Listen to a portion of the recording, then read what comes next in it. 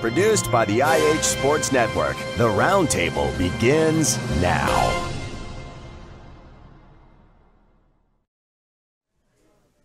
Good Monday evening, everybody. Welcome to the IHSN Roundtable. We are live at El Rey in Oneida. We invite you to come out and be with us tonight in person if you would like to. We'll be here until 8 o'clock tonight. I'm Ben Garrett. I'm joined by Kevin Akers, who again tonight filling in for Tim Smith, who has let work keep him away for a second consecutive week.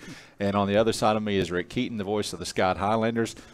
Guys, here we are again. We are now in the second half of the Tennessee high school football season. Very soon we're going to be talking about it being in that stretch run of the last couple of weeks of the regular season. I mean, this thing is getting away from us in a hurry. Oneida coming off a 24-21 win over Northview Academy on Friday night. Scott High coming off a 41-7 loss to Pigeon Forge. It was homecoming for both teams on Friday night. We're going to talk about that and much more. We've got soccer players stopping by to join us. We've got our players of the game who will be stopping by to join us. We've got a legend of the game who is a former Oneida player. I promise you, you don't want to miss that. That's coming up in about an hour and a half or so. So a lot on our plate tonight. Let's jump right into it.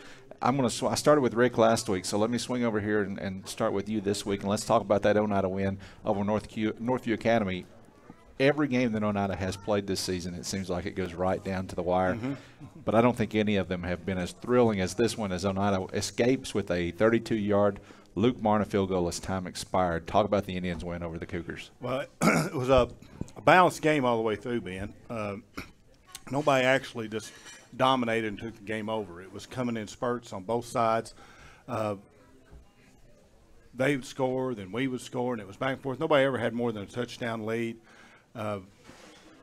We ended up getting a extra point blocked right from the get-go, so you kind of wonder if that's going to come back into play. So the very next time we score, they go for two and actually pull it off and get it to get us back into that. It was a good thing we did that because I'll just go ahead and go to the end of it.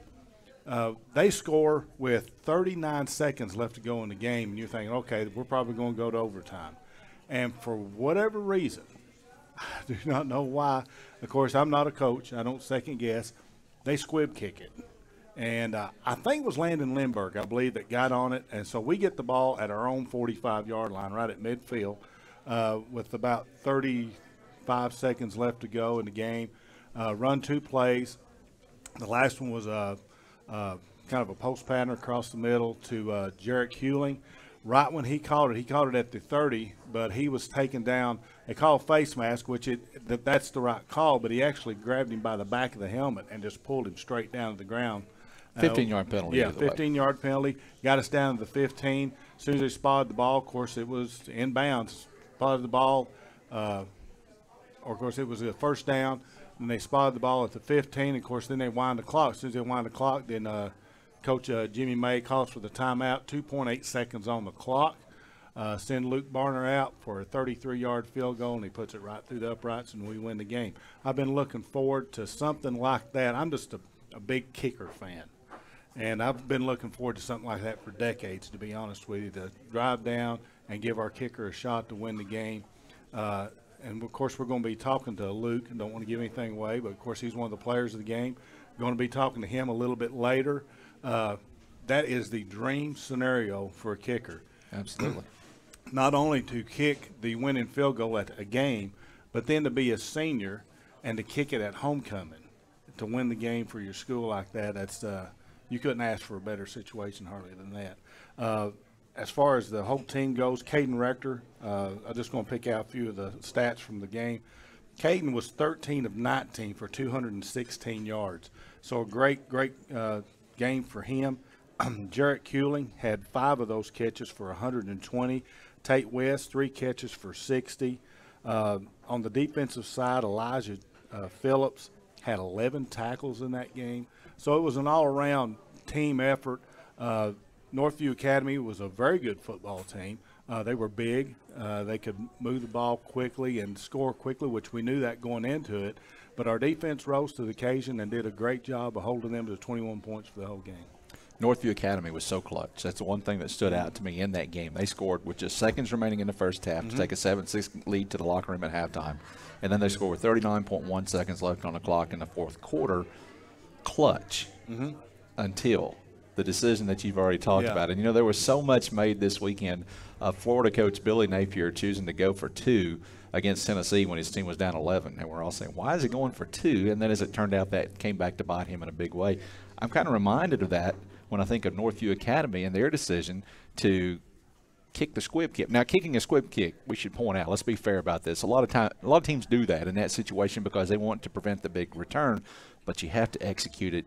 They did not execute it the right way. No. Gave Oneida the ball at midfield. Then on top of that, it's still probably, unless Oneida, and they may have had time for one more play, but the 15-yard penalty, it would have still been a 47, 48-yard kick. Luke Barnes got that distance, but that would have been really interesting to see if he could have knocked that thing home. Northview kind of made it easier on him with a very blatant penalty to move it closer into field goal range. Also, I'm glad you pointed out the defense because, you know, we talk about the kicking, we talk about the passing and the play of Caden Rector and his receivers. Oneida's defense is what is. They're 3-3 now. They've won 3 of their last 4, and it's mostly because of their defense. Yeah, and they've been holding everybody, except for a couple of games, been holding them real low. 21 points, I think, is the third highest output so far this season. But as you said, you know, scored late to get that. And something else that I'd like to point out, when you're in single A or double A, a lot of your big keys is your line. You can have the talent a little bit here and there, but if you don't have a lineman at this kind of level, you're going to struggle no matter what you've got in your backfield. If you can't block for your running backs, they're not going to get anywhere. Especially a quarterback's not going to have time to throw. So the linemen are doing a great job. But Oneida has turned into a passing team, and that is something that you just is never heard of. And I've always heard a lot of people say, I don't understand why they don't throw the ball. There's a whole lot more cogs that goes into the machine and being able to throw a football successfully than running it. If you're running it, if you got, like I said, you got a decent line and you got a good running back, you run the football. But in order to throw it, you got to have the line to be able to pass protect. You got to have a quarterback that can accurately throw it and pick out his receivers, and you got to be able to have receivers that can run the routes and to catch it. So there's a whole lot more in just throwing the football than it is running it, and that's why lots of times at this level you'll see them pretty much 80% run, 20% pass, if that. But what we're seeing right now out of Oneida is just completely the opposite, which is surprising. I know we've had some running backs that are hurt.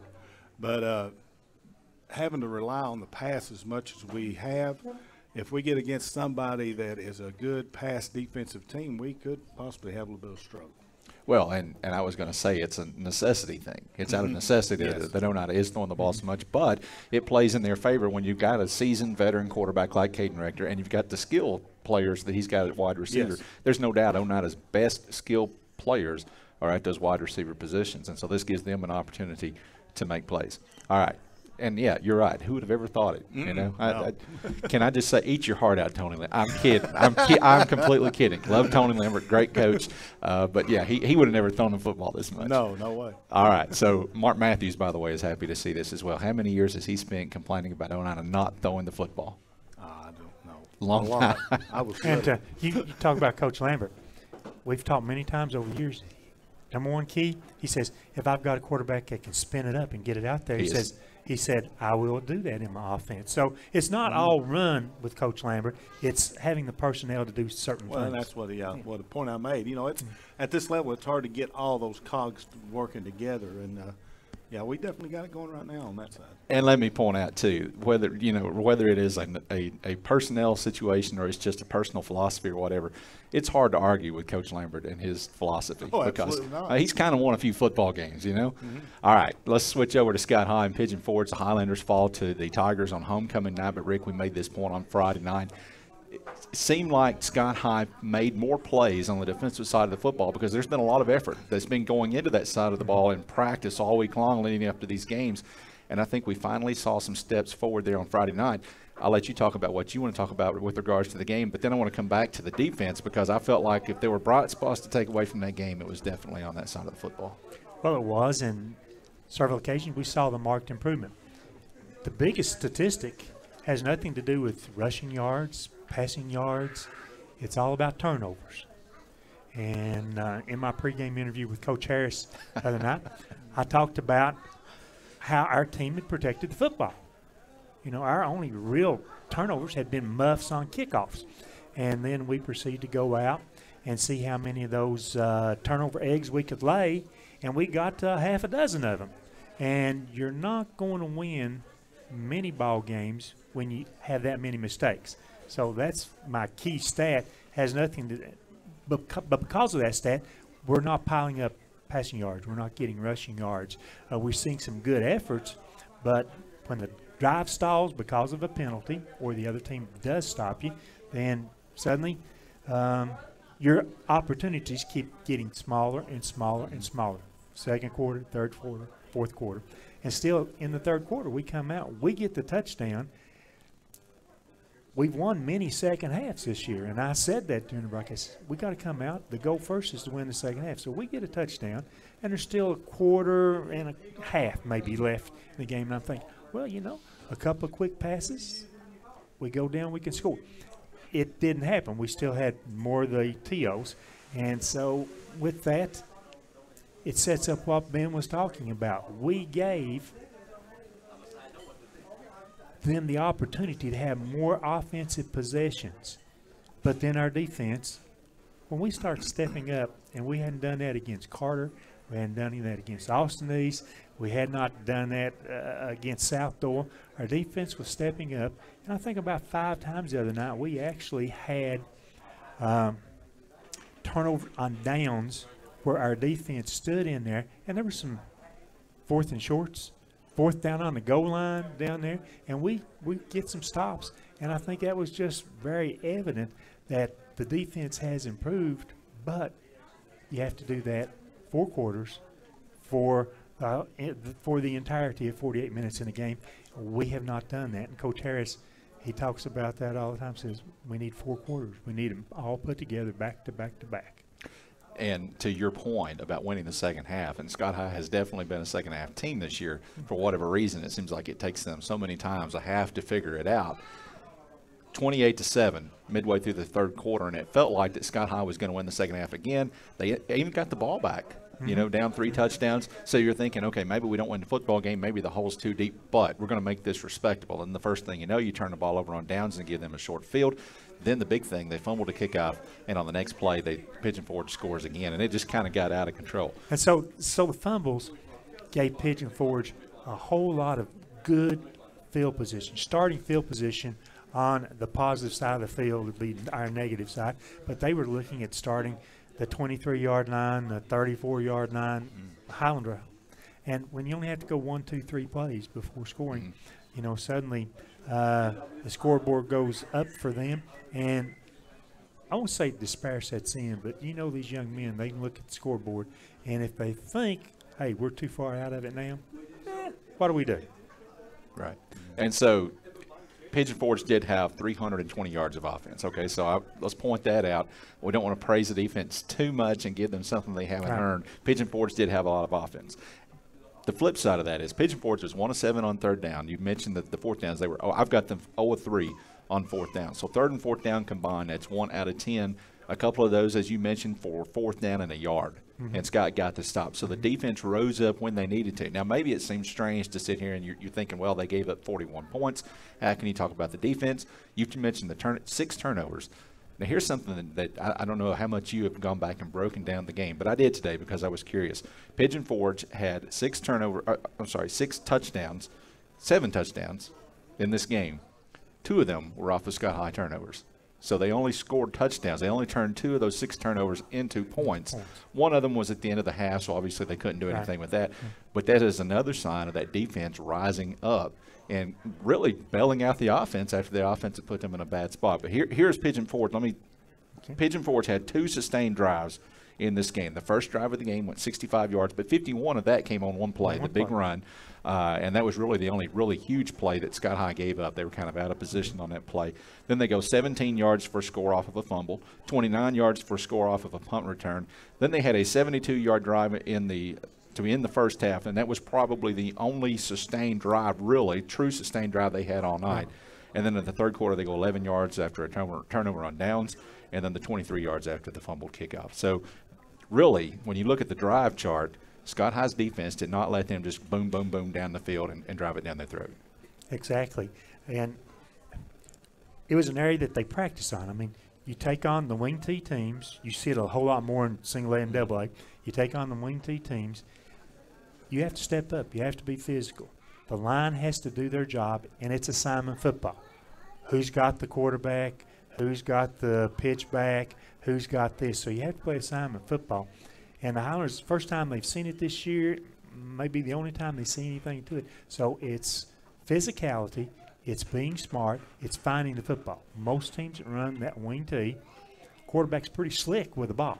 Sometimes you don't know exactly who he's giving it to because the fake is so crisp and carried out very well. So the Highlanders had to come up and play a lot of 7 in the box, and I think they did that, and actually 8 in the box, and I think they did that fairly well against a team that you knew what their bread and butter was.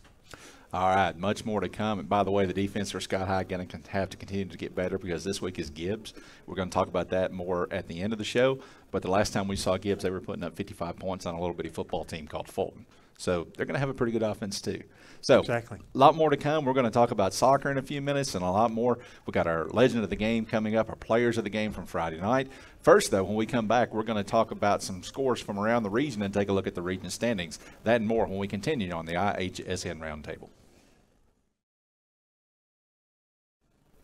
Welcome back to the IHSN Roundtable. We are live at El Rey. We're just getting started. If you want to come out and join us tonight, we certainly invite you to do so. We've got soccer players coming up from Scott High and Oneida. We've got our players of the game from Friday night that are coming up. We got our legend of the game coming up that Kevin's going to talk to. So much more to come alongside Kevin Akers, Tim. Whoa, I almost called you Tim Smith. I'm sorry. Alongside Kevin Akers and Rick Keaton. I thought the red shirt would remind you. Well, it is what it is. I understand. All right, guys, let's talk about scores from Friday night and give an update to where everything stands in the region. And we'll start off with Scott High in Region 2 4A. Of course, obviously, Scott High lost to Pigeon Forge. That was not a region game. And none of these were region games Friday night, by the way. But there were some good ones, Rick. Oh, yes. Anderson County, first of all, what a season to be an Anderson County fan. Not only are they undefeated, maybe according to a lot of people, and I think I'm one of those people who thinks that this is going to be true, maybe looking at a potential state championship or at least the opportunity to play for a state championship. Yes. But they have just been – I mean, these have been fantastic games. So Friday night, they come from behind again. This time they defeat Elizabeth in 35-34. That one was actually in overtime. Elizabeth went for 2. Anderson County got the stop on the goal line, and they escaped with the win. Another great game. Carter against Carnes. I don't know how many people picked Carter to win this game. I wouldn't have picked Carter to win this game. They had to lead most of the game. Carnes comes back, and then Carter scores on a touchdown pass with 0.7 of a second remaining. They win at 37-35. By the way, Carnes wound up with a Hail Mary. They got stopped on the 1-yard line in that 0.7 of a second that remained in that one. So a couple of good games there. The other was not so close. Bearden defeats Knox Fulton 43-19. Farragut over South Dole 58-14. So Rick, I'll ask you, first of all, if we look at the region standings, Anderson County, obviously this is their region to lose. They are still the only undefeated team in the region, and then behind them is kind of a big glob right now between pretty much everybody else, especially Gibbs and especially Carter, Fulton, and even South Dole in that mix as well. I think we'll see a couple things wash themselves out here just a little bit. South Dole, they approach this season like, we think we can beat Anderson County. No. So then it's set in, they're playing for second place. Carter's been a real surprise. Gibbs has not played terribly bad. It's who else is there to do there? Fulton.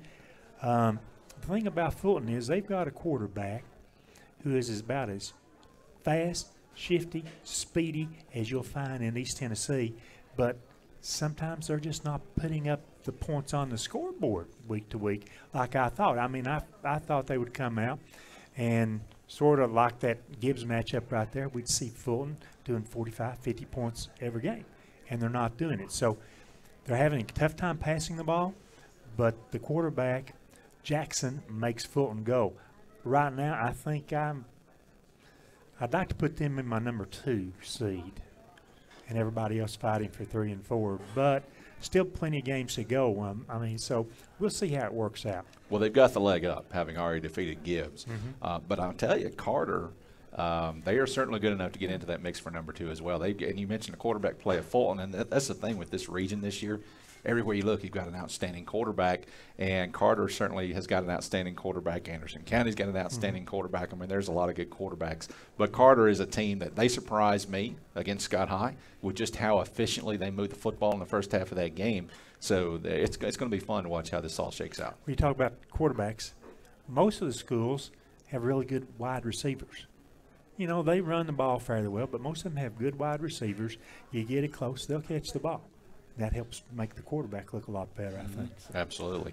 All right, Kevin, so in Region 2A, or 2A, Oneida defeated Northview, of course. Also, it was Rockwood all over Harriman. I think maybe some people had some questions about Rockwood after they got beaten by a couple of touchdowns by Monterey, but all they've done since that is silence the doubters, and they were all over Harriman on Friday night, 47-0. Monterey defeated the Tennessee Heat 28-13, and then York kind of had their, I don't want to call it a Cinderella run, but certainly York very, very much improved this week or this year. They had an opportunity to show how much they were improved when they went up against an undefeated Stone Memorial team, and Stone Memorial was all over them, 44-7. With that said, obviously it's still York's region. They're the team to beat, and they are the only undefeated team in Region 2A, and so the race right now is for second place, and man, we've got a big one coming up this week. Yeah, Oneida travels down to Rockwood. That's pretty much a must-win game to have a home playoff game. So you've got to go into that one. You've got to win that one just to set up in a couple of weeks when you travel to Monterey. And that will definitely, by that point in time, we'll have a pretty good idea of where things are going to shake out. But if you look at last year, how last year went, this is pretty much a mirror, just the teams have shuffled a little bit. If Rockwood can go up to York and beat them later on this year, you got a three-way tie again. Could possibly work out that way. So that makes this week coming up even more important at Rockwood. Not only do you want to win that game, it's not out of the possibility yet that you could still have a outside shot at the region championship. And I guarantee Rockwood is thinking that, okay, we drop this one to Monterey. York beat Monterey. If we can go up and beat York and beat Oneida, we've got a shot at it. So it's still up for grabs, and that's going to make the kids play, I think, even that much harder. They've got everybody's got a shot at taking the region so far. I mean, nothing's settled. So you got to play your best football in this region right now, or you're going to end up having to travel to Hampton or South Green, and you don't even want to have to do that. No, I don't think you want to go to either one of those places in Week 11. You absolutely don't want to have to go to Hampton. Number one team in the state, and we talked about Anderson County in 4A. Hampton's probably the team to beat on this side of the state in 2A as well. They got a very good shot of getting to the state championship game. Okay, so for Oneida, Friday night. Now, you mentioned the possibility of a tie shaping up. Oneida doesn't control their own destiny for a first place. They absolutely control their own destiny for a second-place seed and a home playoff game. You've got to beat Rockwood Friday night to do that. Yeah, and it's a tough place when you go down to Rockwood to play. They're always up and ready to play us when we go down there. We actually, I think it was a couple years ago, we actually went down there and won just by a couple of points. Like I said, it's always tough to go to Rockwood and play. Their fan base is going to be up and ready to go. We need as many fans as we can to get down there and support the Indians. And that's going to be a big-time atmosphere because both teams know they have to have this game in order to have a home playoff game. So it's almost had the atmosphere of a playoff game itself. All right, so we'll talk more about that Oneida Rockwood game as we close things out in a little while. As we get ready to go to break, I'll throw out some more scores to you from common opponent or from future opponents or opponents we've already faced. You guys have anything to interject, you interrupt me. Brainerd over Austin East 32-6. Clinton over Chattanooga Central 51-21. Gatlinburg over Coosa Christian out of Alabama 28-24. It was Kingston knocking off Campbell County 41-40. That was a big game. Yes, it was. That was a big game. And another exciting one. Yeah. I work, of course, down in Kingston, and they said the officials said, and they was looking at that, nobody actually stopped anybody in that game. The difference was the extra point that was missed. And that was the only difference in that game. That was a big win for Kingston. Knox West over Alcoa, another big game, 29-26. That one was on Thursday night. It was Loudon all over Greenback, 48-20. Oliver Springs defeated Oakdale, 40-12. And then finally, Sunbright with its first win of the season over Jellicoe, 48-21. So we'll take a break. When we come back, we're going to switch gears a little bit and talk some soccer as the IHSN Roundtable continues from El Rey. Welcome back to the IHSN Roundtable. We are live at El Rey. We are just 30 minutes in. Rick Keaton just getting started. So much more to come. And we're going to talk a lot more football tonight. But first, We're going to switch over to soccer, and we've got from the Oneida Lady Indians, we've got seniors Claire Burris and Kinley Duncan here. You guys are the last of the seniors, with the exception of one. We still got one more to get to. But we talked to Alexia Jones, we talked to Cameron Kennedy, we talked to Aaliyah Douglas. So you guys have got a tough road to follow. Okay, so I just want to, not that I'm challenging you, or I'm just saying, okay. So guys, I'm gonna ask you, first of all, you guys are coming off of a big 7-0 win over Rockwood last week. It was a big week overall. You got another win, 2-1 over Sevier County. But the Rockwood, and the importance of that win is that now you have secured that home playoff game going into the district tournament, and that's big. So I'll let you, let's start with you, Kinley. The importance of that win over Rockwood, and let me just ask you now, are you guys hitting your stride as you get into the home stretch of this season? I think the win over Rockwood just gave us the boost to want to play Cumberland Gap again and just be ready for the district. And now with the importance of this win, if you win that first game in the district tournament, you're going to the region. So, and you're getting that opportunity to play Cumberland Gap again. So having this game at home, and I think Oneida is clearly one of the top 2 teams in the district anyway. I don't think anybody would doubt that. But now you just got a much clearer path to get there. So who are you going to be playing most likely in that semifinal game? We'll most likely be playing Rockwood again. Okay. Yeah. All right. So having already beaten them on the road 7-0, you got to be confident making them come up to your place in an elimination game. Yeah. Okay. So Claire, you have been injured for the biggest part. Well, I don't know about the biggest part, but you spent a couple of weeks. Yeah, you spent a couple of weeks injured.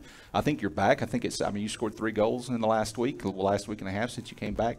So I think it's safe to say that you are back and you're 100%. But you tell us, how is the leg and how do you feel going forward? Yeah, it's been really hard being out for such a long period of time, but my teammates really helped me with all the assists and everything, and just helping me get back up to my normal level of play.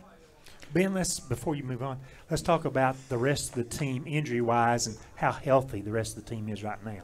Well, we still got Emma out with her knee injury, and Presley is back from her concussion, so we're almost at full strength now. Right. And I think, who else was out? I think that might be it. I think that was it. Okay. So, Claire, you started your high school career in the goal, and you're probably, obviously you're a very good, very capable goalkeeper. But I know that you would probably rather play in the field. So you moved from goal to midfield, and now you've moved up front. And Coach Phil Newport has said he would like to pull you back to midfield again, but he needs you up front. So you've kind of played everywhere. What's your favorite position to play? Yeah, I think during the Anderson County game I think I played 7 different positions that game. But I like playing forward, but probably winger is my favorite because I like serving the ball. And Kinley, you've been at defense pretty much your entire career, at least at the high school level. Is that correct? Yes. So is that did you kind of find your home there early, and that's where that you fit in? Yeah. Sophomore year, I started off at wing mid, but then I got moved back to the fullback my junior year, and I've stayed there ever since.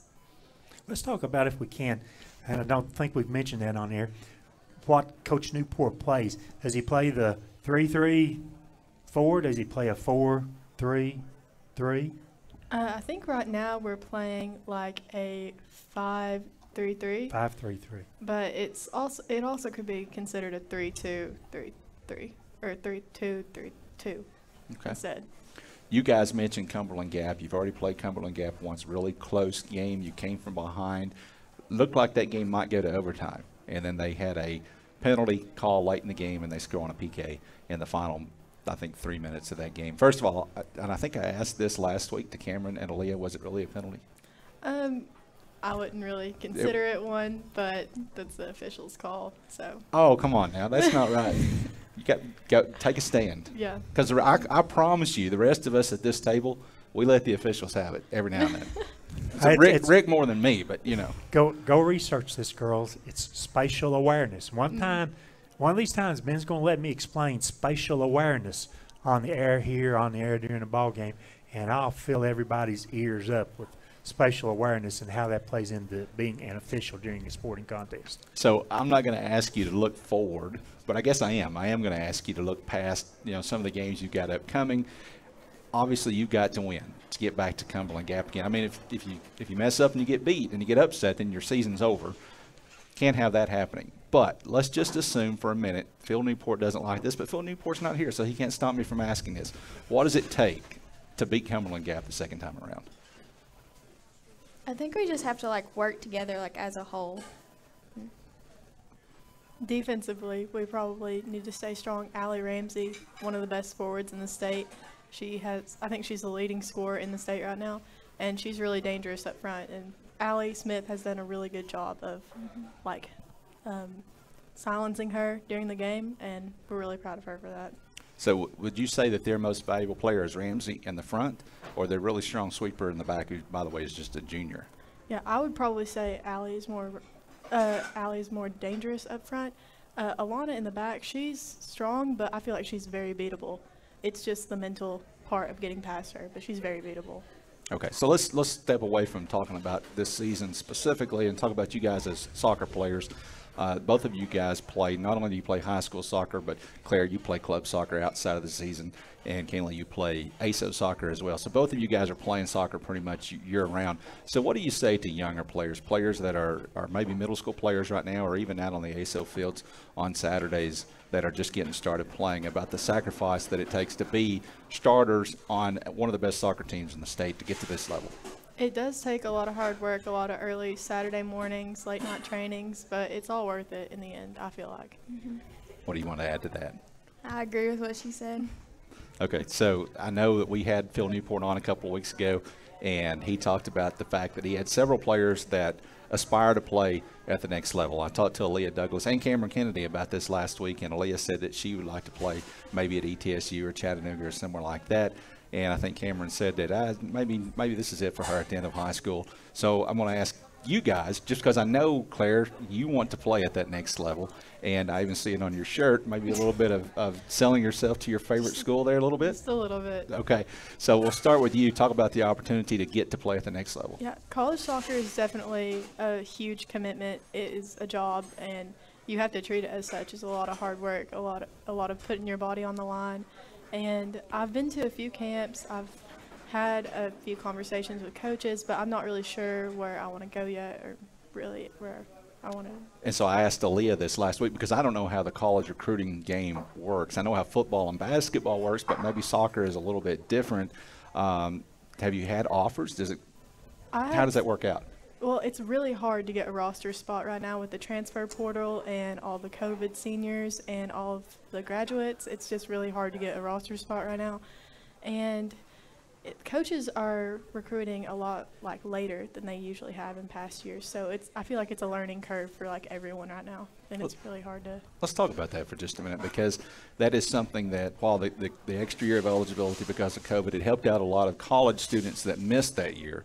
And so they get the year that they would not have had. But for you guys that are in high school and you're looking to take that next step, it really did put you guys behind the 8 ball. Yeah, it's really hard right now to find a roster spot. And so for people that might not be as familiar with what's going on in that regard, what is the obstacle that you're facing against all these 5th year and 6th year seniors? They've just got so much more experience and really athleticism on us, because we're just high school kids right now.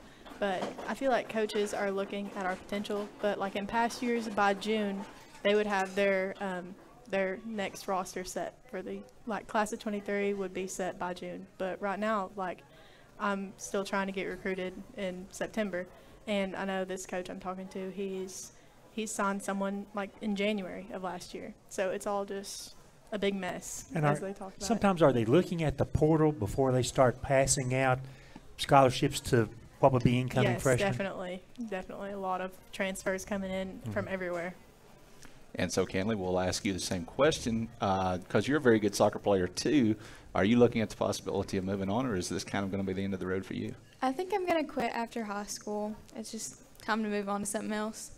And I said to Cameron Kennedy last week, so many kids that are high school kids looking to move on don't understand what a commitment it is. Claire touched on that. It is a huge job. I think all of us, we watch college sports. We watch Tennessee, Florida play on Saturday, and we think it's kind of glamorous and all that.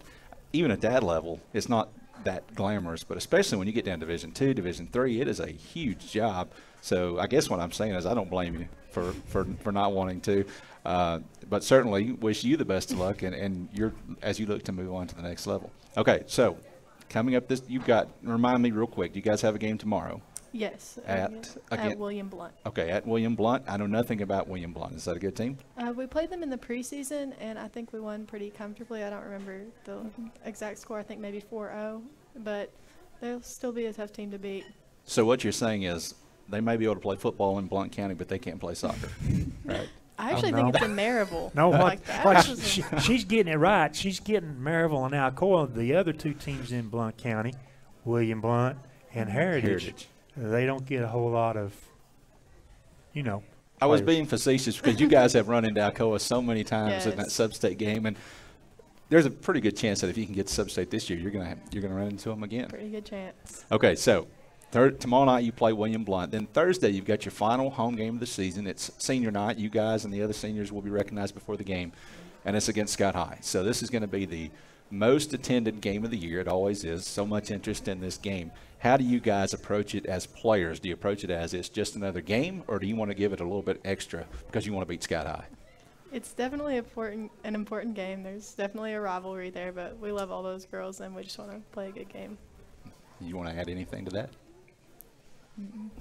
All right. So that's something I've asked every other senior from Oneida who has come on here, and I'm going to ask you this question, Kenley. When this thing wraps up, because in another month it's going to be done one way or another. So when it wraps up and you're able to look back, and you can look back and you can say, I'm completely satisfied with the way that this season went, what will you guys have accomplished for you to be able to say that? I think it would definitely be awesome if we could go to state, just because we've been so close for the past 3 years. I think if we made it that far, that it would be good. All right. Claire Burris, Kenley Duncan, thank you guys for coming on. Good luck the rest of the way tomorrow night, Thursday night, and the rest of the season. All right, we'll take another break, and when we come back, we're going to switch gears and talk Scott High soccer right after this. Welcome back to the IHSN Roundtable. We are live from El Rey. I'm Ben Garrett. He's Rick Keaton. Kevin Akers is over there eating supper. Greg Bond is behind the scenes making things happen as he always does. And these two ladies are from Scott High Soccer, seniors Abby Reynolds and Zoe Terry. Guys, thank you for joining us. And so let's jump right in and talk some Scott High Soccer. And you heard the girls from Oneida who are on just now, and so you definitely have got I put the challenge to them when they came out. I'm putting the challenge to you. You've got to outdo them, because if you guys can't talk and fill this segment, and then Rick has to help me out. And so, we don't want that. So Rick, jump in anytime. Abby, I'm going to start with you. Okay. You kind of lost your starting spot this season, and you were coming off the bench, but you're back in the starting lineup. At least you were on Tuesday against Clinton, big district game, and you have had a couple of really, really good games. You were player of the week last week. So I got to ask you, do you feel more comfortable coming off the bench, being on the field in the starting role? Where do you want to be? Personally, I have switched positions. I was starting more towards the wing, and he's kind of moved me back in the defense, playing center mid, pushing up a little bit. I have more free will on that side, in the middle.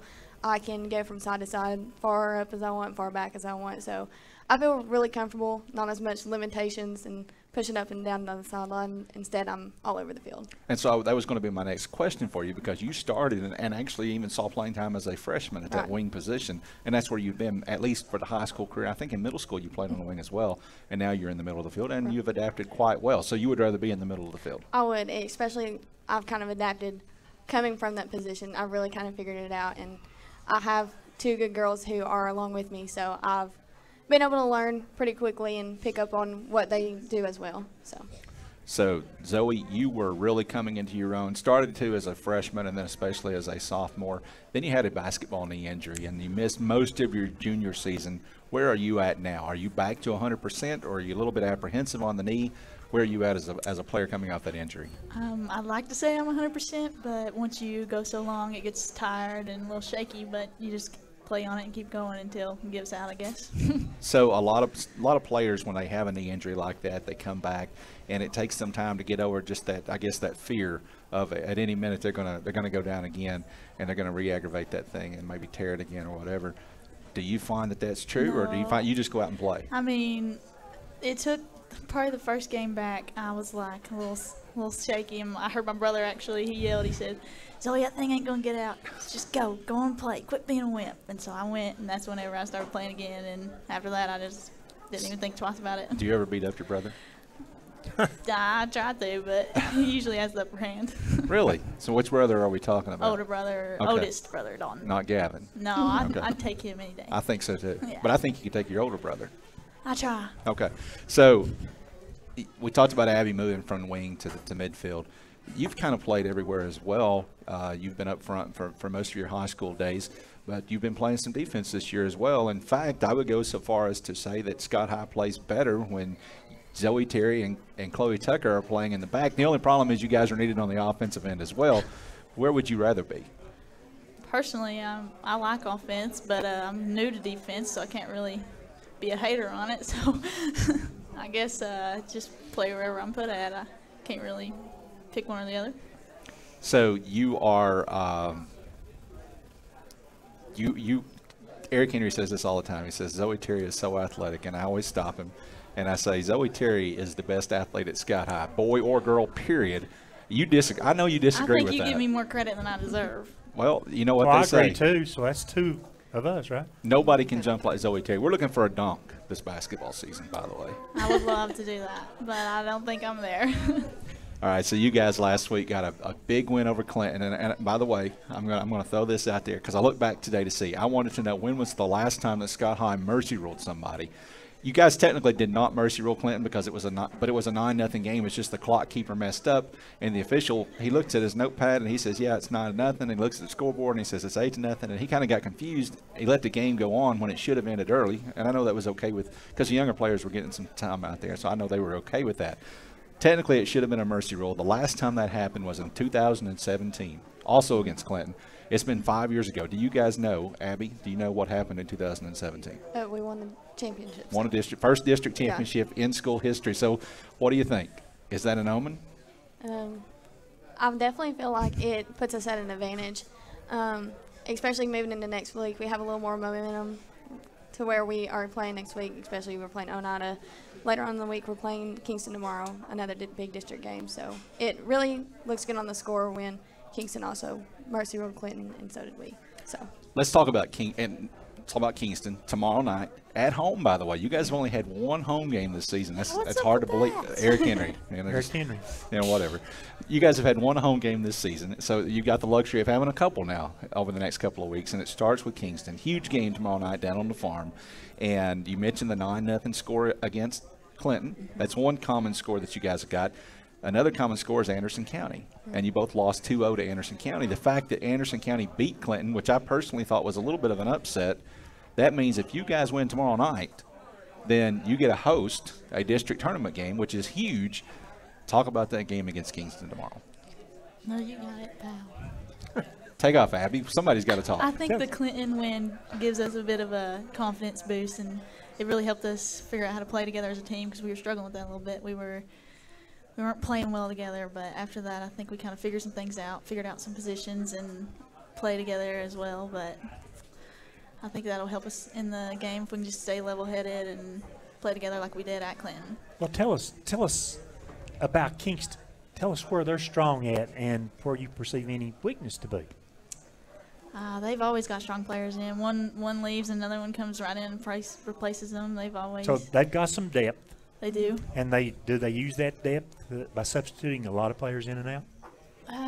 They substitute quite a bit, but once they have their players rolling and they're on a good little thing, he just usually leaves them playing whatever they're doing. So last year in this regular season game, Kingston mercy ruled you guys. It was the first time, if I remember correctly, it was the first time in school history, program history. It was. First time Scott High girls soccer has been mercy ruled. So do you go into this game wanting a little bit of vengeance? Yeah, you kind of go with higher expectations. We played Kingston in the championship a couple years ago at home, so we'd really like another championship game against Kingston. We'd like a win against Kingston. Kind of put us, I think it'd put us at number 2 because AC's number 1, and especially with that similar score, we have really high hopes for this game. And regardless of how this turns out, now you guys played Kingston last year in the district tournament, and the way things have set up, you're going to be playing Kingston again this year in the district tournament. Right. That's already decided. Yeah. The only thing that changes is where that district tournament game gets played. I know you would love to get them at home. So really, I don't think that the importance of tomorrow night's game can really be overstated. I definitely don't want you guys to overlook tomorrow night. 6:30 start, by the way, tomorrow night at Scott High School. But I got to ask you about Thursday night. Now, Oneida, they're kind of taking, I don't know, they got kind of a warm-up game tomorrow night because it's a non-district game, and then they're going to be waiting on you on Thursday. This is always the biggest game of the season, and usually, Scott, you can throw records. You know, the old cliche is throw the records out the window. When you guys know how to play, you can truly throw the records out the window, in my opinion. But I want your opinion. Do you guys treat that as just another game, or are you looking a little bit extra forward to that one? I feel like everybody definitely comes out 110% against Oneida. It's just kind of that rivalry. I mean, we come off the field as friends, but on that field, we're there to win, and that's how it always is. So, especially with that higher expectation. Last year, they beat us at first. It's not pretty. We suffered those 200 bleachers from it, and then we came back and on their field and we won. So less than a week later. Less than a week later. So that definitely had an effect on us. So I'm really excited for Thursday. And ZT, I tell you all the time that you're a politician because you're friends with everybody. So how do you handle a game like that on Thursday? Because you're supposed to be able to put those friendships aside when you step out there on the field for 80 minutes. How do you do that? Because I know you just like everybody. When you're friends with everybody, you can't. You just take it and go on. But they usually end up mad at you. You got to fix it after, even though you didn't do nothing. So you're pretty good at smoothing things over. Comes with having two older brothers. Yeah, okay. All right, so let me ask you guys this. You guys are both multi-sport athletes. Abby, you cheer in addition to playing. What? So what was the look for? Oh, no.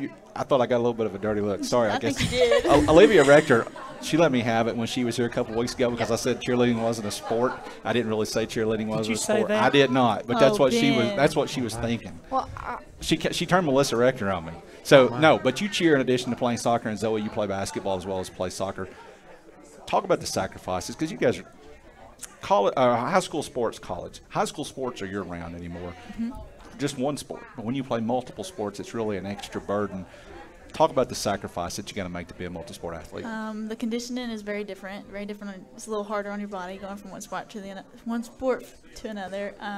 You're usually behind once you get back. They've already put in plays, put in some motion offenses, just everything. It's just, I don't know.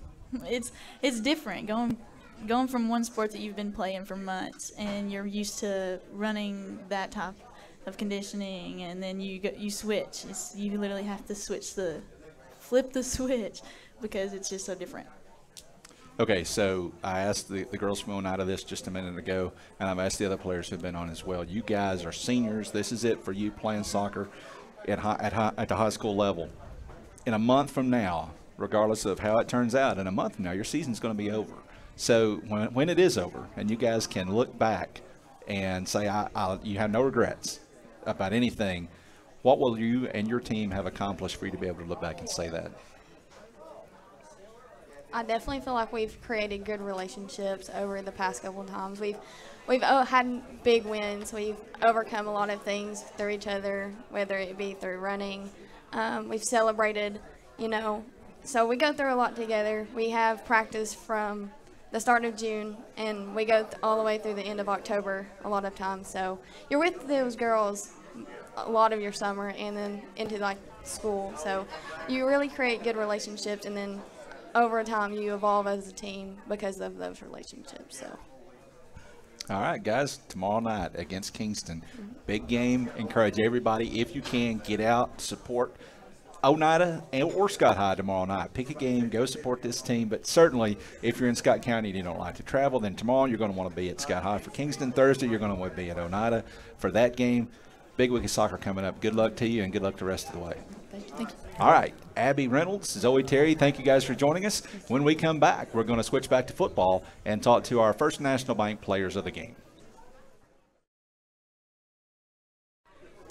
Welcome back to the IHSN Roundtable as we begin Hour 2, live from El Rey. I'm Ben Garrett alongside Kevin Akers, Rick Keaton, and now we're joined by our First National Bank players of the game from Friday night. And Kevin, if it seems a little bit more crowded than usual, it's because Oneida had co-players of the game.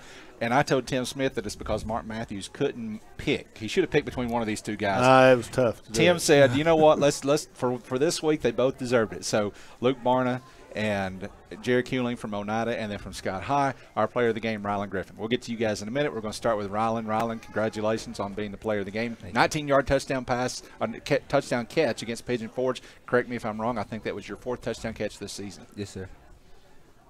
There we go, those one-word answers.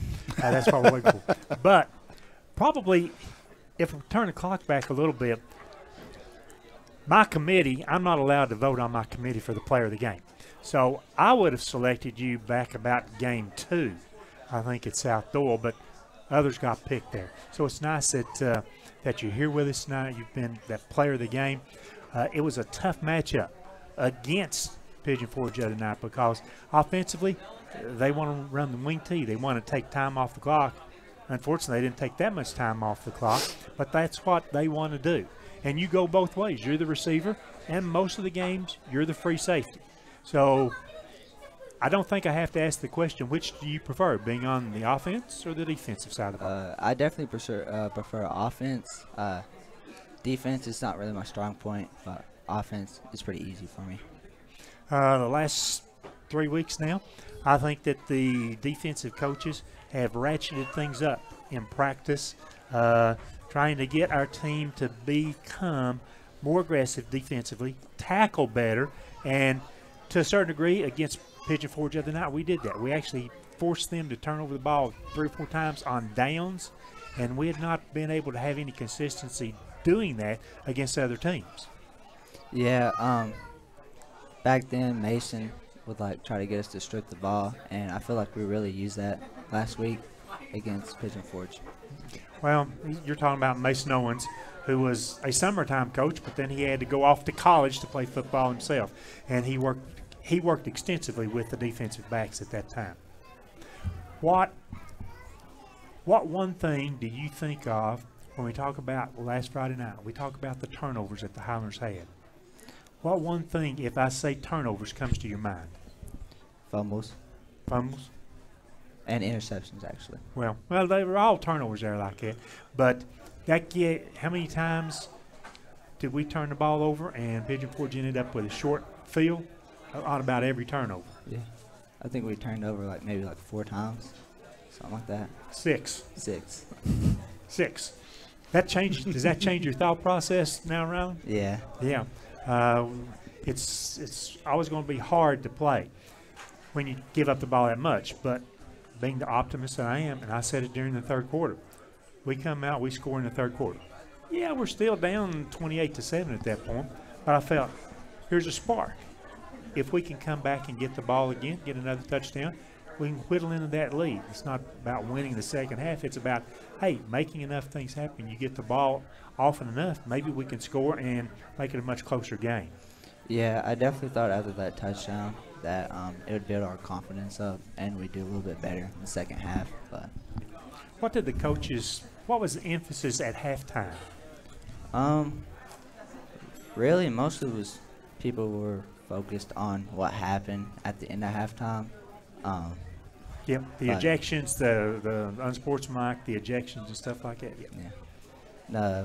Our minds were really focused on that than what we should change in the second half. So. And with that skirmish over there on the Pigeon Forge sideline, we lose Landon Crabtree for a half this week. Is that right? Is that the only one that we had ejected? Oh, it was supposed to be Deshaun, but they called 66, and he's actually 76. So I think the coaches are talking about it and trying to get Landon not to be ejected next week or this week. Not to have to miss part of the game because of that. I hope that works out for us. It's really enough that I want to talk about Pigeon Forge because, that game's behind you. We've got to look ahead positively this week. What have the coaches talked about in specifics with Gibbs, and what do you think about taking on Gibbs in the region this week? Gibbs, they like to pass it and run it. Last week, Pigeon Forge mostly ran the ball, but Gibbs, they do some screens. And this week I'm playing corner instead of safety, so it'll be a little bit different from this week. It'll be a big change for you because you've either been the strong or the free safety, I think, most of the season, even though they've talked about moving you to corner. But who does that put back in the safety positions if you're up on the edge that way? Landon Griffith. Landon Griffith. So he'll actually move from the corner to the safety. And who's going to be the other safety? Is that, or the other corner across from it? Nolan. They got Luke back there as safety too, I think. Okay. Well, that is quite a change up. They get Luke back at safety and basically changing up both cornerbacks. How do you feel about that change? I don't really know yet. I guess we'll see Friday how it goes, and if we need to make adjustments, we will. What do you think is the number one thing, or two things maybe, that your squad needs to improve on this week going into Gibbs?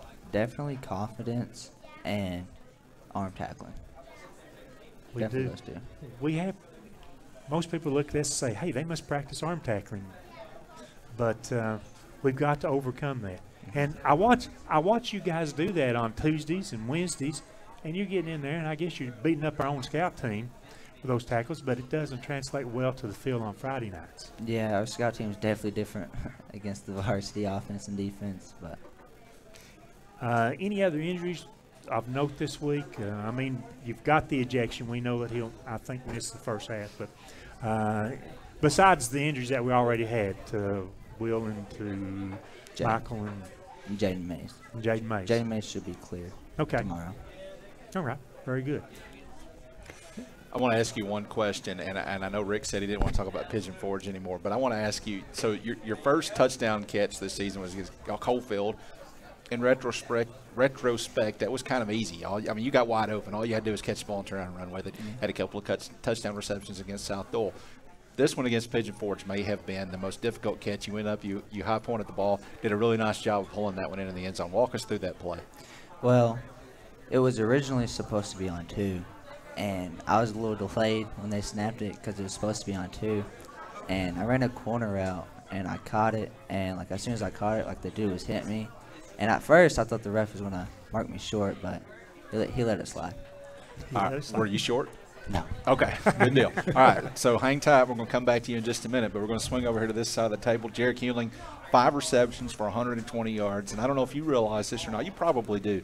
But you had a role in setting up. On Night of Scores 4 times, you set up all 4 of those scores with receptions that you had. And then, of course, Luke, you come in at the end and do what you're called upon to do. And there's the old saying about kickers. You know, nobody pays attention to kickers until it comes down to a game-winning kick, and then all of a sudden all the focus is on you. Both of you guys came through in a big way on Friday night. Thank you, Ben. I'm going to start with Jarek, if I can. Tell us, what do you think is the hardest part about playing wide receiver? To me personally, it's probably remembering the routes. I get so confused on running those. Coach May, he's kind of switched them up, but not really. But some of them just don't click in my head sometimes. I can get that. I played receiver when I was in school. Yeah, that can be a challenge. And I'm going to pose this question to both of you, and I'll get to you in just a few minutes. You wear number 22. Any particular reason why you wear number 22? Colby Morgan. Oh, okay. There you go. Hey, I'm sure he'd appreciate that. Is there any other position that you would like to try to play? Definitely quarterback. Quarterback, I'd love to play quarterback. Oh, look out, Caden Rector. All right. What will coming into this week? Of course, you just looked at maybe some film and stuff today, scouting Rockwood out a little bit. What looks to be the biggest challenge going into this Rockwood game? Stopping their big plays. That's the only way they score. They can't drive it down the field. They can't run the ball, but they can only score off these 70, 80-yard runs. Oh, okay. Good deal. I think that'll be our biggest challenge, to stop it. All right. Well, congratulations to you getting co-player of the game this week. Thank you. As Ben said, 5 catches, 120 yards. That's one of the biggest outputs from a receiver we've had in quite a long time. Right now we come to Luke Barna.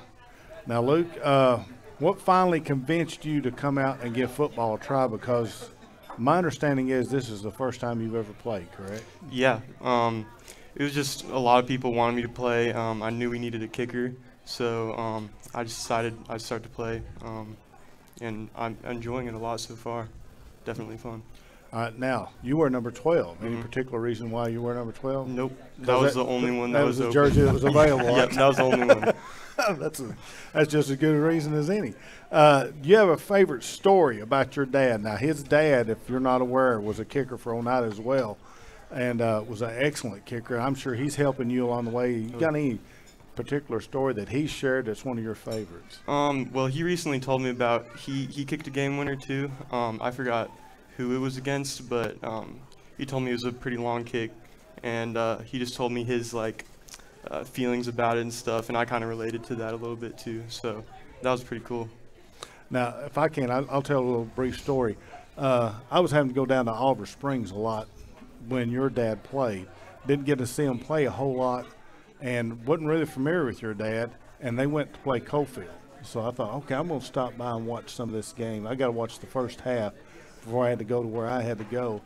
And they brought your dad in right at the end of the half to attempt a 60-yard field goal. I'm thinking, what in the world are they doing bringing this guy in high school to kick a 60-yard field goal? And I was in line with the end zone, and it sounded like a cannon went off when he hit that ball. And I'm thinking, oh, my gosh, he's going to make this. And it dropped just like about a yard short. So that's what kind of leg your dad had. So that was very, very impressive. Would you rather play soccer or football at the next level? Man, I don't know. I mean, football is just a crazy atmosphere in America. So I think right now it would definitely be football. But, I mean, soccer is my first love. I grew up playing that. And I would obviously love to play that in the next level too. But I think it'd be football. Any schools you're interested in? Well, I mean, my dream school is Tennessee, obviously. But I'm looking at a few schools right now, definitely. And this question comes from Tim Smith. Left hash mark or right hash mark? Which one do you prefer? Ooh, I guess right, because that's where I hit the game winner from. But I've also missed from there this season so far, so I don't really have a preference. Yeah, I know usually like the left-footed kickers would rather kick from the right. The right-footed kickers kick from the left. Just because of the angle, you have to kick it back in. Last question for you. That was the opportunity every kicker that you dreams of what you had. Chance to not only kick the game-winning field goal, but to win the game and it be a homecoming game. Just leading up to that moment, going out on the field, that opportunity, what was going through your head at that time? I mean, I was nervous, but you know, this is what I practice for. You got to treat every kick in practice like it's going to be a game winner. So that's just kind of our philosophy. And I was ready. All the guys were kind of let me know that this is what I needed to do, and I have one job, so I'm just glad I could get it done. What's the longest kick you've kicked in practice so far? 58 so far. I had some good wind. It was just me and my dad out there, and I decided I was going to give it a shot, and I hit the crossbar and it bounced over. Okay, well, it counts. Yeah. Well, congratulations, guys. Thank you. So, first of all, Luke, you have a different accent than the rest of us sitting here at this table. Did people ever pick on you for your accent? Yes, I've been picked on, but it's pretty funny. Now they're not allowed to pick on you now because, I mean, Yeah. if you're kicking game-winning field goals, you know. Give me some Okay, respect. so let me ask you this, because 32 yards is just a chip shot for you. So it was coming down to the end there, and Oneida was just barely, I say barely, he kicked a 58-yarder, maybe not just barely, but 47-yard field goal. Coach Mason, after the game, he would like to get within about 45 yards. It was going to be about a 47, 48-yard field goal before they got the 15-yard penalty. So would you have rather had that chip shot 32, 33-yard kick, or would you rather they not had the penalty so you could go out there and really make a statement with a 50-yard kick? I mean, I don't know. I feel like that would have been cool if I got to kick that long of a field goal, but, I mean, 32 is fine for me. Okay, so I was going to ask you this. Kevin took this question. I was going to ask you soccer or football. You know, now that you've been out on the football field for a few months, I was going to ask you if football was making a push at soccer as your number one sport. Doesn't sound like it, but I can ask you this. I can put you on the spot. Jimmy May or Derek Keaton? I can't answer that question. All right, that's okay. Good answer. All right, Jarek, you said that you would like to play quarterback. If you could play any other position, you'd like to play quarterback. Your quarterback's sitting back here, so I want to ask you, Jarek Hewling, Caden Rector, you're both out there just slinging it. You think you could outdo him? Oh no, Caden Rector's. I think Caden's a very good quarterback. That's the position I would love to play, other than receiver. All right, so Kevin, I almost forgot your name. Kevin asked Luke why he finally decided to play football. You've been in football and away from football. Now you're back out your senior year. What made you decide to come back out? Mostly my friends. They told me that they think I should do it. It's my last year. I got nothing to lose, so I might as well give it a shot. And I love it. I've loved it for the past 2 years. All right. Well, someone swing back over here real quick to Rylan Griffin. And Rylan, there is no doubt that you are Brady Strunk's favorite target. I mean, I think that's safe to say. And you were the only receiver Friday night against Pigeon Forge that had a catch from. You weren't the only one targeted, but you were the only one who had a catch in that game. I believe that's 2 games this year that he's been the only. That is exactly right. So talk about the rapport that you two guys have working together, the trust that you got to have. Definitely this year, me and Brady have a very strong connection. He really likes to give me the ball. He tries to give the ball to other receivers, and they do well too, but I think me and Brady have a pretty strong connection. Brady's a senior, and you're a junior, so you've got 1 more year to come back, and hopefully we put a quarterback out there that continues to throw it to you. All right, Rylan Griffin, Luke Barna, Jarek Hewlin, congratulations on being First National Bank Players of the Game. Good luck this week. You guys are going to be headed down to Rockwood. You guys are going to be headed over to Knox Central to play Gibbs. Good luck, guys. Thank you, sir. All right, we're going to take another break. When we come back, we'll pull in our Legend of the Game presented by the Black Cat. Hey, Jarek. Welcome back to the IHSN Roundtable. We are live from El Rey, and it is time now for our Black Cat Antiques and Collectibles Legend of the Game segment. And first, let me say this, first of all, you guys, Rick, and, well, not you, it's more Tim than you, so sorry.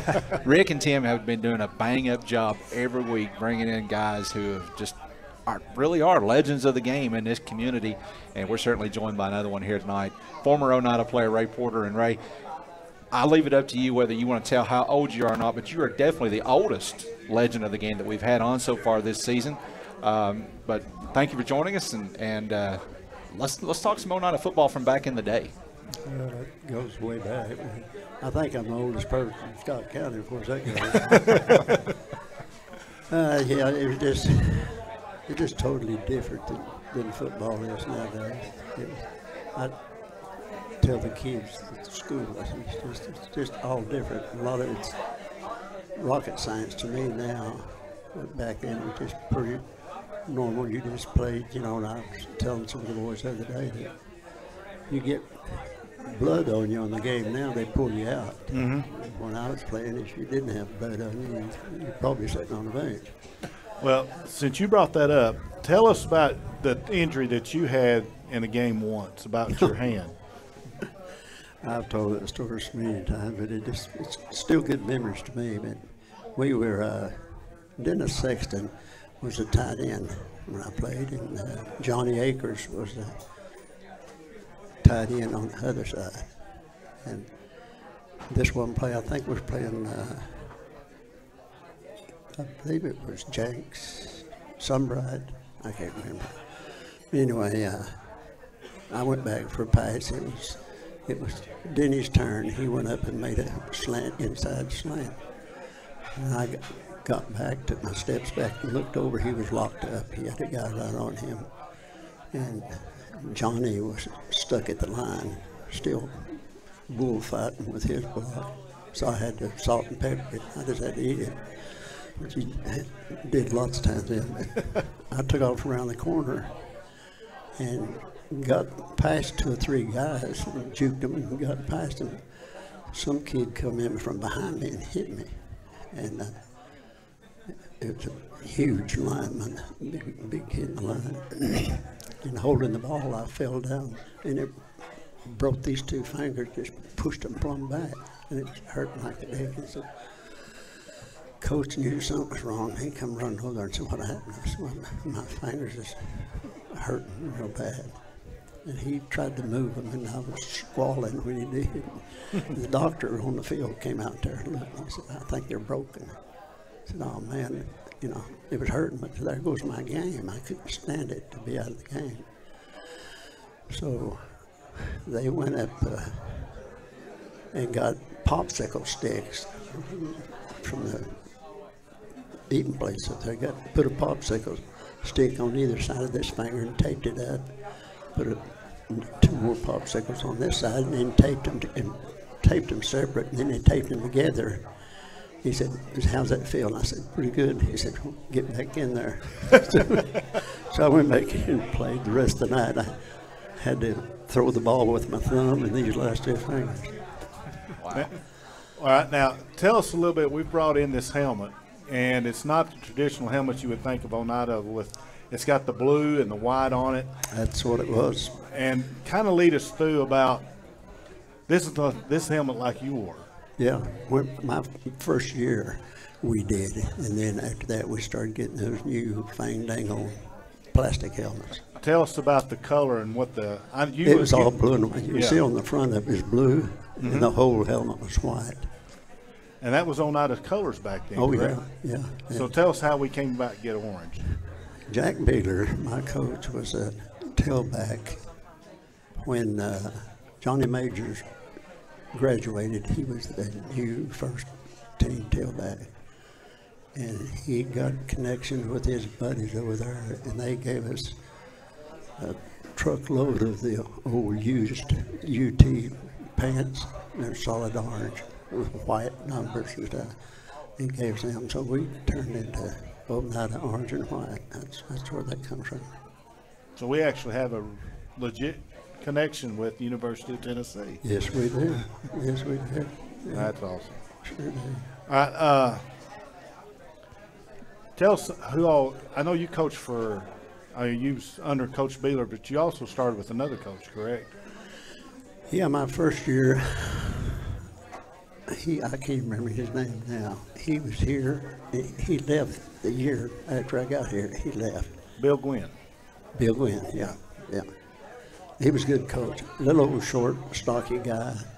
To hear him talk, you thought he hated everybody. You could just, if you come limping off the field, he'd get mad at you and call you a sissy and everything else. He wouldn't let you stay out too long. If you was a number one player, it don't make it. If you had a broke arm, he'd say, "Well, just wrap it up and hold it up next to your chest and go on." Yeah. Of course, football in that time was a little bit different than it was now. I mean, yeah, a lot different. Now, talking about Coach Beeler, he ended up being one of the most prominent coaches in the history of Oneida. Yeah. And he came in your sophomore year, correct? And by your senior year, y'all had a tremendous season your senior year. Yeah, we were 10-0. He was a heck of a coach. I can remember a story on him that I will always remember. He got mad one time. We were having kickoff plays. Me and Jan Jeffers was a fullback on the team, and me and him played double safety. So we'd go back and take the punt. So number 2 team would kick the ball down to us, and we'd practice. So we kicked the ball back. I got it on about 5-yard line or something like that, close to it, and took off. Me and Jan, we would cross sometimes. Jan would come around and we'd fake it. I'd act like I was giving it to Jan, or he'd act like he's giving it to me. So I went around and faked it to Jan and kept it, and came around the right side, and I went all the way up to the next field goal and post, and 2 guys hit me. 2 guys tried to tackle me and just kind of rubbed their arms by me or something. And I got up there. Beeler come up and said, "You mean to tell me you can't run the length of this field without somebody touching you?"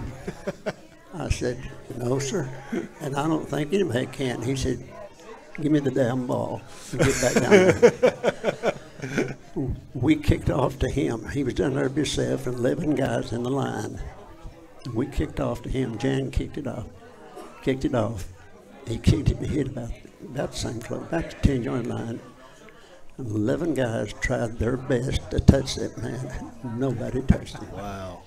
That tells you what kind of a tailback he was at UT. Oh, yeah. I mean, I was fast. My senior year, I ran a 40 and 4.32, 4.34. Really? And he outran me. I couldn't even get close to him. Now, going back looking at your senior year, I'm just looking at this and some of the teams that you all played. You all went undefeated, correct? Yeah.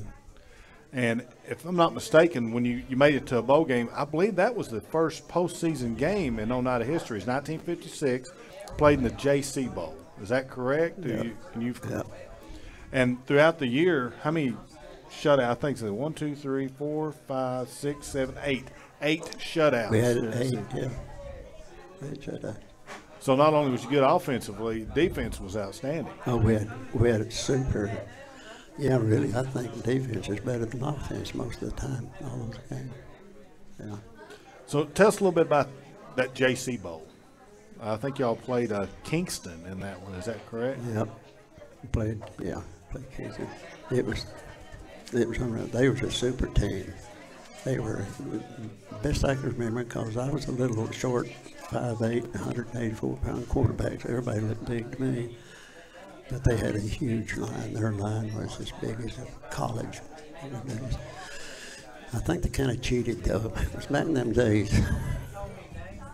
You'd line up, and 2 years later you'd line up to the same team, and they would be men on the other side. I mean, they had full beards.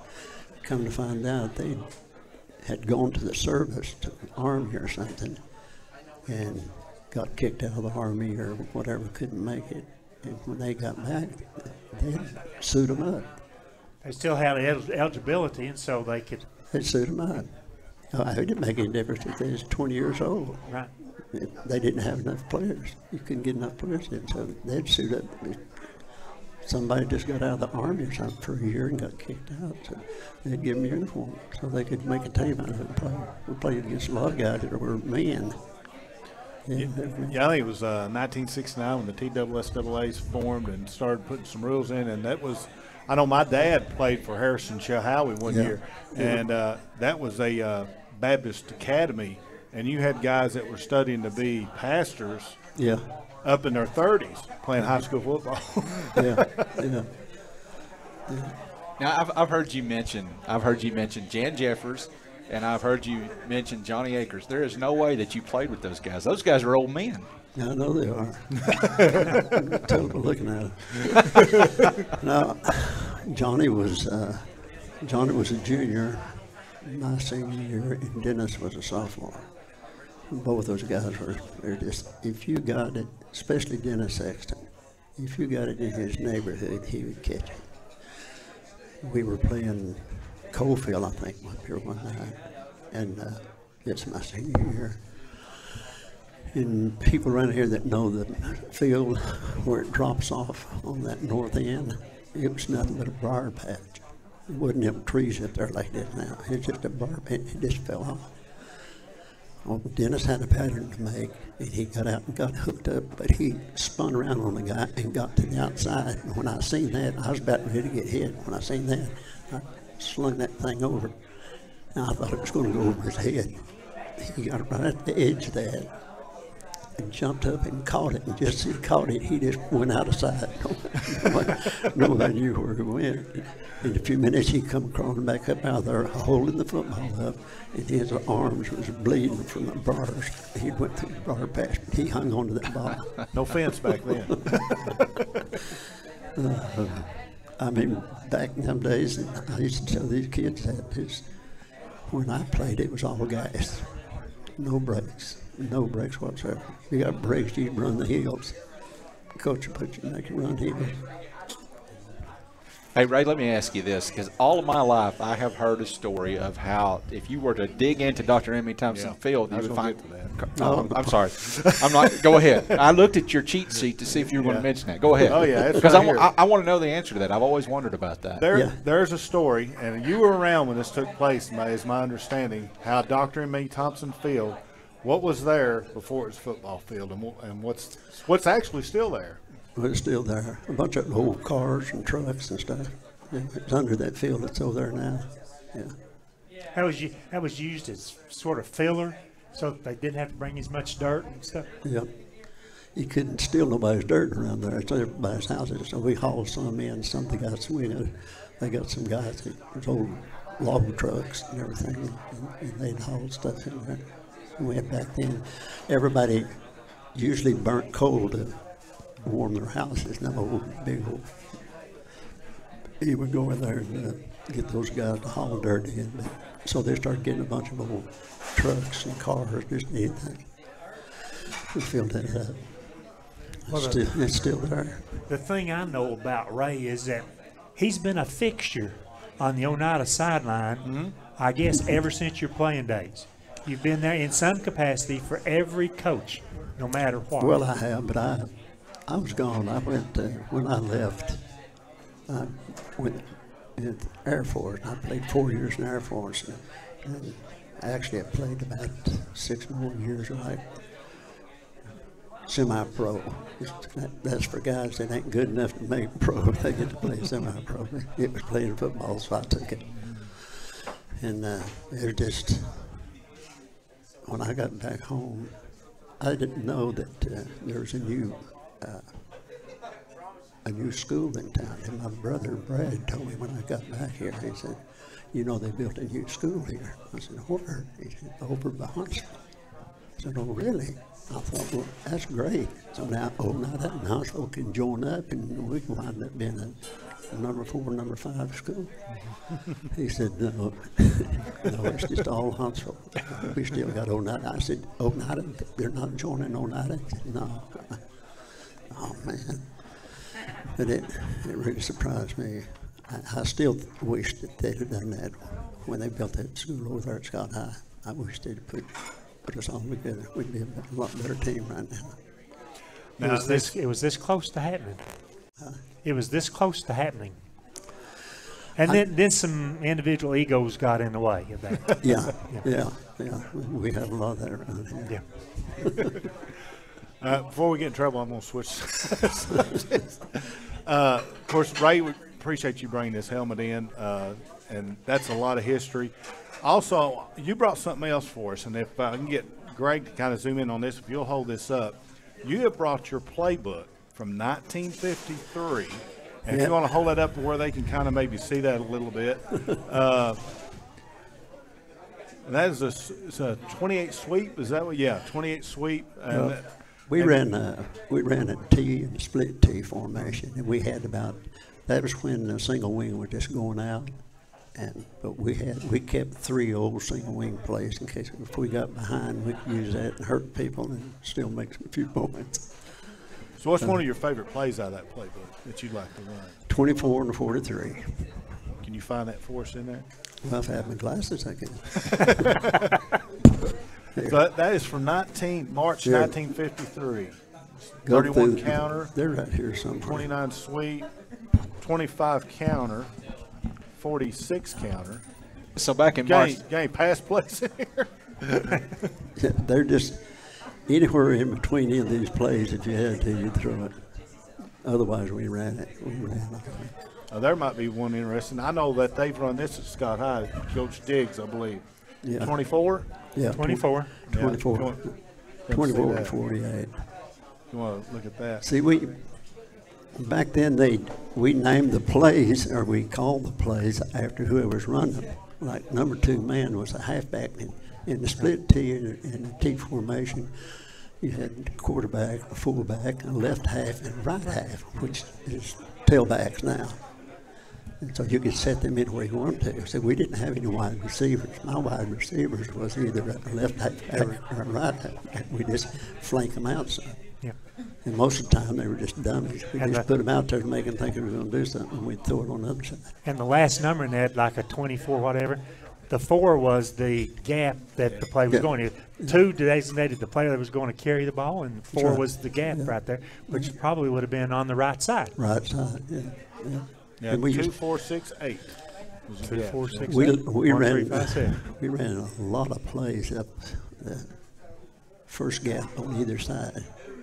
You know what we got on each side, and we had you'll see in there a lot of the plays where you just spun around and you faked the ball to the tackle and the halfback and gave it to the other halfback or kept it yourself. So it kept people mixed up. I still like split T. I'd like to see a team playing sweet T now. Well, they don't have to go far to find the playbook to do it, though, do they? Well, you can go to Coach Diggs. He got one. Yeah. I used to talk to Coach Diggs a lot about that. I was telling him about this old book. He said, I wonder if they're the same as mine. He showed me stuff, and a lot of them were similar to this. He ran the team, split T all the time.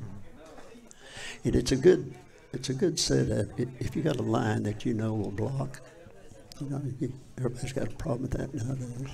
So how much did you teach Coach Diggs about split T? Nothing. He had his own stuff. He used some of this, but he would add his little taste to it. Okay? Now, you mentioned that you played in the Air Force, and I wasn't aware of that. So you played for the Air Force? Yeah. Okay. Played for So tell us a little bit about that. I mean, we ain't got enough time. We got lots of time. We got about 20 minutes. Oh, it's just the same thing. The transition, it's unreal. I told these kids, it's like coming from the eighth grade and being a freshman. And it changes when you leave high school and go to a bigger team, to a higher set.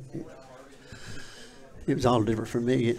I was still 5'9", I think, at the time, still about 180-some pounds. And I wanted to play quarterback. I played quarterback, I played tailback, or safety and defense. And so that's what I knew, it's what I loved. And I had the speed for it. So I tried to talk to the coach when we first started. I don't think we do that. They had like 3 quarterbacks in there. One of them had played 2 years already for him. And I said, you don't think I play quarterback? No, I don't think so, Porter. He said, we're going to take your speed and use that speed and run me tailback. I said, that's okay. I like to do that too. I kept after one day. He said, if you want to try a few passes and stuff, he'd never seen me pass anything. I couldn't pass a long ball, but I could real short 30-yarder. I didn't put it wrong on it.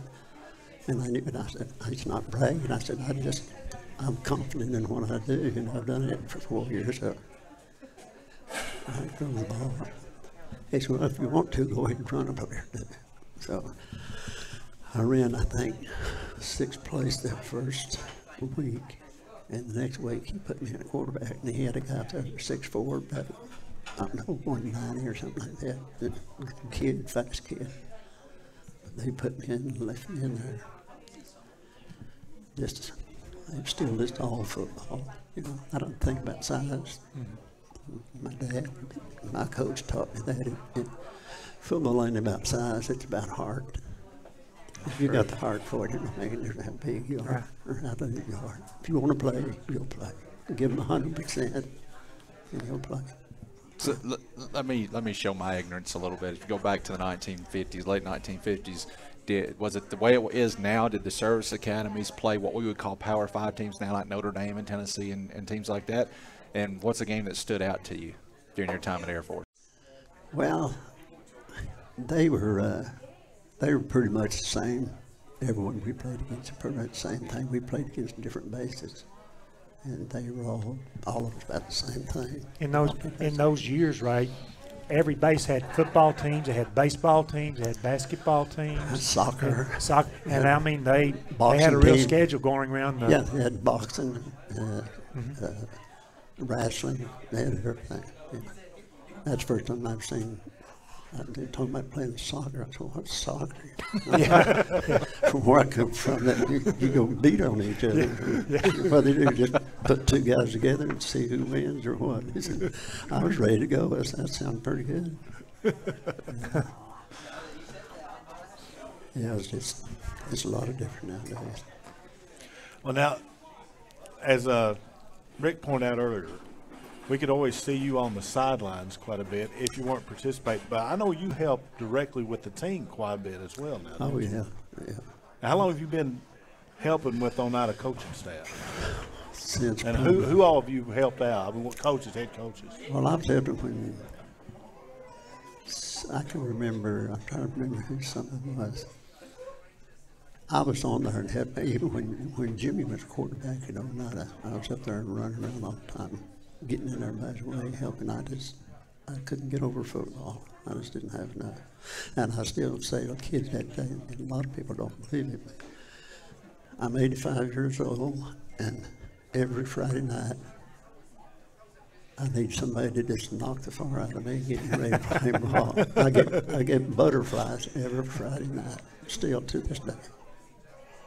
So it sticks with you if you love it. And that's the thing. Coach Beeler told us one day, he was chewing us out after practice. We didn't have too good of a practice because Nobody got hurt or nobody bled or anything. He didn't like that. He liked systematics. So he was chewing us out and everything. He said, boys, to play this game, you got to love it better than your mother. I said, I don't love anybody any better than my mother. I don't know where you get that. But I understood what he said after a while. And I got mad one time. I threw the ball and I threw it, I think it was back to, I don't know, Johnny or Dennis one, and I threw it way over the head because I had a guy dragging my britches off of him just about when I released the ball. It went way over his head and he missed it. And I was so angry at myself.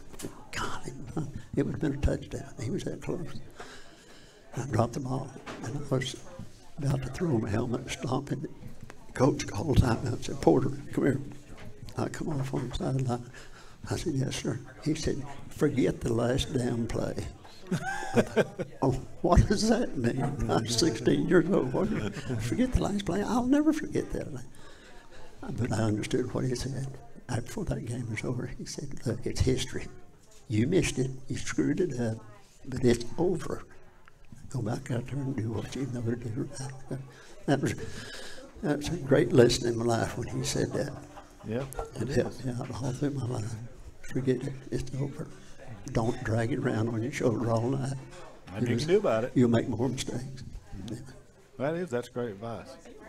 All right, so before we let you go, I want to have you ever sat down and done the math and tried to come up with an estimate on how many Oneida High School football games that you have attended through the years? I've missed since 1980. I've missed 2 games. Wow. Because I played I poured concrete for 57 years, and I got a poured a concrete job right here in town, and it was a little late getting my trucks there, and it caused me to be in that hour and a half late. I got there in time to see that we won and talked to everybody about that. I missed 2 games. 2 games. You're a smart guy, Rick Keaton. Can you do that math off the top of your head? You'd have to know how many playoff games there were during that time. Yeah, that's a probably 450 to 470 games. Probably. Yeah. There you go. That's a lot of football. Mm-hmm. You know, that's 40 is 1960. So that's 40. That's 60. No, it's probably more than that, guys. 60 something times 10 games a year. It's over 600 games right there, just regular season. And we played a game. My coach Jack Beer and the head coach at Halls High School were buddies, played together at UT. And our season was over, and he said, I've been reading some good stuff about you hillbillies up there in Oneida. I said, would you like to play a little scrimmage game over here? And he asked us one day, do you guys want to play? I said, yeah, we want to play. Well, to us, that was a great big old school out all the way over in Knoxville. The younger played, so we went over and played it. And we beat him 13-0. I made 2 touchdowns, and Jan Checkers kicked 1 field goal, but he missed the other one. We beat him 13-0. And their coach came in. When the game was over, he came in there where we were dressing or getting dressed, and told us what he thought of us. He said, what I've been reading about you guys is true. He said, you guys love football, don't you? Yeah, oh, yes, sir. He gave us a good talk. He appreciated us and everything. So that was a good memory. Mm-hmm. Yeah.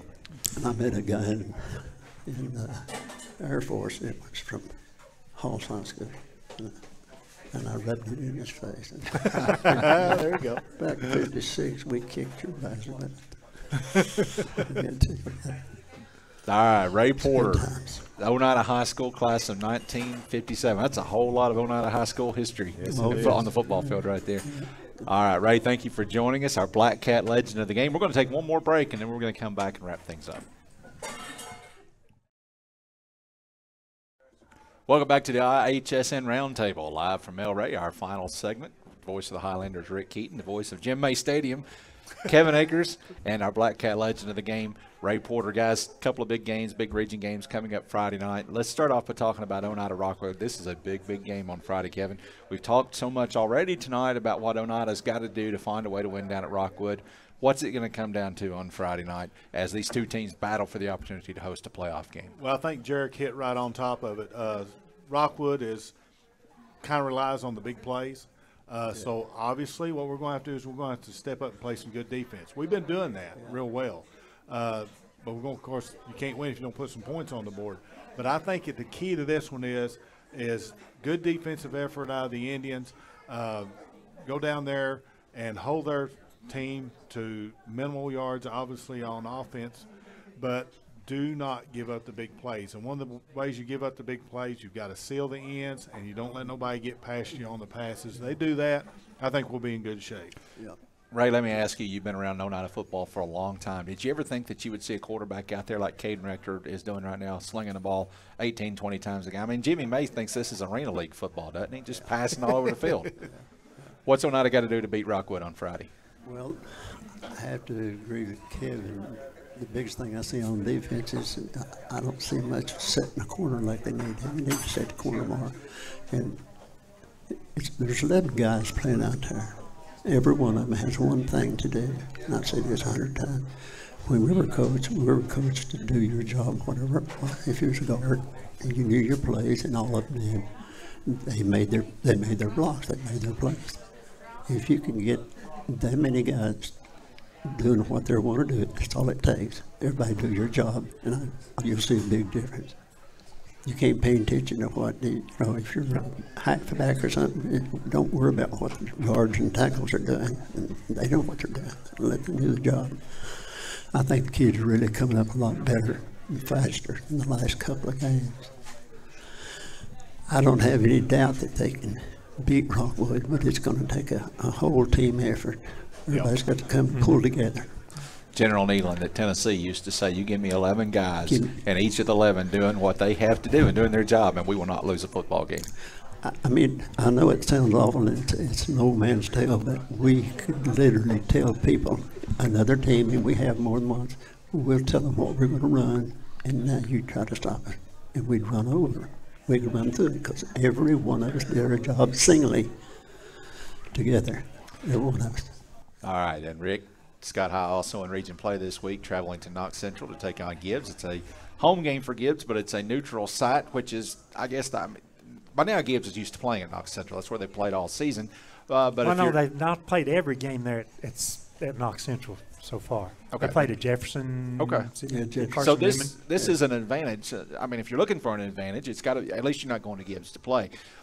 We saw Gibbs, and we mentioned at the outset tonight, the last time Gibbs was on a football field, they put up 55 points on a really good Knox Fulton team. Scott High defensively, what do they got to do to slow down that Gibbs offense, and then what does Scott High have to do to win a football game? First of all, I think the Highlanders have to accept the challenge. I think they have to decide, that we can be the tougher team, that we'll tackle better. That's been a knock so far in the whole season. We may go a series. We could go 2 series. We seem to do real well. But suddenly the other teams will get a player out on the perimeter, and it's a man-on-man situation, and we haven't made the tackles out there like that. So we have to know and believe and be 100% confident that we can tackle, that we can match up with the other team. The second thought, offensively, it has to be consistent. It has to be. We're on the field. Our offense is there now. No penalties. We can't have holding penalties to set us back. We have to, up front, block well. We have to pass protect well. I feel that if Brady can get adequate time, I feel that 2 or 3 of our receivers can get open. But we have to be able to be consistent, sustain drives. And not get down to the 10-yard line and give it over. Have to put it in the end zone. All right, Ray Porter, legend of the game. If you had to pick a score of the Oneida Rockwood game, what's the score going to be Friday night? 28-21. Oneida. Oneida. Okay. If you had to pick a score of the Scott High Gibbs game, what's the score going to be? From what I've seen so far and heard, I'd say it's going to be a lot closer game than most people are going to think. I'm going to put it something like 14-18, 14-20, something like that. All right. Good deal. Guys, that's going to do it for us for another edition of the Roundtable. Scott High and Gibbs starts at 7 o'clock on Friday night at Knox Central High School. Our broadcast will begin at 6:20. and then Oneida and Rockwood. I know you're not going to be there, Kevin, No. but the rest of the crew will be there Friday night at Rockwood, a 7:30 kickoff, and our broadcast from Rockwood will begin from 6:30. Also, don't forget Thursday night we've got high school soccer with pregame beginning at 6 o'clock as we bring you Oneida and Scott High from Jane Terry Hoffman Field. Until then, for all these guys, I'm Ben Garrett saying thank you for joining us and have a great night.